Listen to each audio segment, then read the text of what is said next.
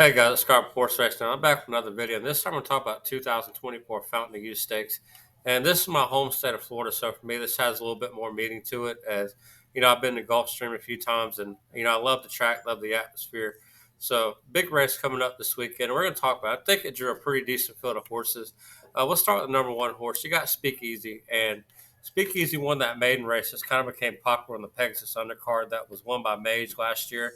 I remember Hidden Scroll a few years ago won it. So for that, it's becoming more and more popular by the year. But Speakeasy was the winner of that race, and now he's cross entered allowance race from Friday and also entered in this race. If there's a negative for Speakeasy, I would say that Pletcher I think is 0 for 20 or something ridiculous with horses going from maiden to graded stakes. So I'm not sure Speakeasy's ready to make that jump, but certainly looked impressed the first time. Won the race by 1 3/4 over another horse we're going to talk about. It's also entered in this race. Uh, so you got to like that. Like I said, a negative size to 0 for 20. If you like Speakeasy, I can't really talk you off of him. All I can do is try to tell you the good and the bad of the horse and give you the most informed decision and let you make that bet.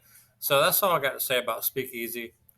The second horse is Ladon Bro, and for me, it's just going to be a complete toss in this race. And the third horse is Victory Avenue, and normally I don't want to go for maiden horses to win jump up and win a greatest stakes race, but in this case, I do think there's a fair amount of chance it could happen. As it's got the same connections as Major last year.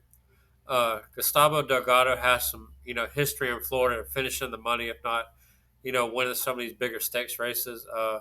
Think of Bodie Express got second in Florida Derby. He had another horse get third in this race. The horse, I can't remember his name off the top of my head.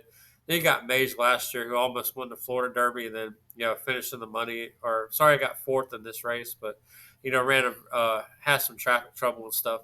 So, that being said, I think Victory Avenue is certainly one you got to keep your eye on. And when you start looking at the history of this race and what typically wins the Fountain of Youth, it's a horse that has experience over this track at least, one prior time. And Victory Avenue certainly, his maiden was over the same track. And this race also doesn't like horses that come off long layoffs and stuff like that. It likes horses to, run consistent. So that being said, with your two most likely favorites, you kind of got the layoff hurting them. So if you want to look for another option, I'll say Victory Avenue could certainly be that one. But at the same time, he's still a maiden and hasn't won a race. So you're trying to hope he can do that for the first time. Uh, Real Mosh is going to be another complete toss for me. Dornock, uh, I like him a lot. I'm not sure if he's going to win. Like I said, you got that layoff factor going against him.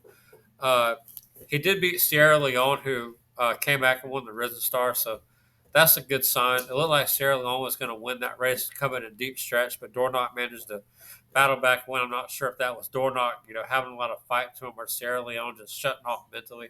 But either way, a win's a win. He also won his maiden race before that by 6.5 lengths. So if the horse can fire his best shot, I certainly think he can win this race. For finishing in the money, I think this horse has a very high probability of doing that.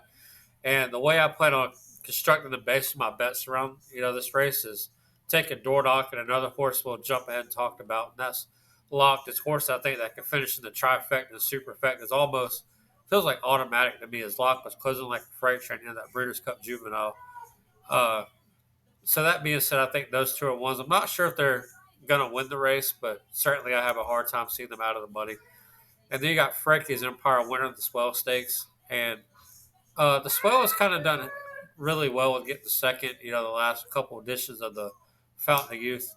So if you want to play that angle, they put Frankie's Empire maybe at second. They really haven't done so good getting the win spot. But for me, you got to start making cuts somewhere. So I'll probably play against Frankie's Empire if I do some saver trifectas or superfectas or something like that. Maybe throw them in there for that. Uh, Merritt, another one for he's trained by Sappy Joseph Jr., a Triple Crown nominated. Uh, if you're trying to make a case for this horse, he's the only horse in this field that has a E2 of 100 and a late pace of 100. The only horse in the field that can say that at different times. So, and if you see some of my previous Kentucky Derby handicapping videos, most of the horses that win every year have at least 100 in this section and also this section. So that being said, this will be the horse second start off the layoff since November. Has that race over this track. Sappy Joseph Jr. has had some history of success on the Triple Crown Sharp. Not necessarily winning the big race, but getting horses to the dance. So you certainly got to respect merit. And if you look for a horse that might get completely overlooked for price, well, here you guys see this horse going off at 15, 20 to 1, given what you got in the field. So, if you look for a long shot, certainly Barrett might be where you want to go. And, that being said, so for me, my personal top three for this race is going to be Victory Avenue, uh, Barrett Smith, a long shot play, and then, of course, Locked and Dordock is going to be at all my trifectas and superfectas. I don't really see too much value in getting a low price for the win spots, and I prefer, this time of year to play a lot of, exotic type bets. So for me, Dordock and Lock will be the basis of all those bets with, a couple other ones sprinkled in. And that's it for this video, guys. Thanks for watching. Plenty more to come.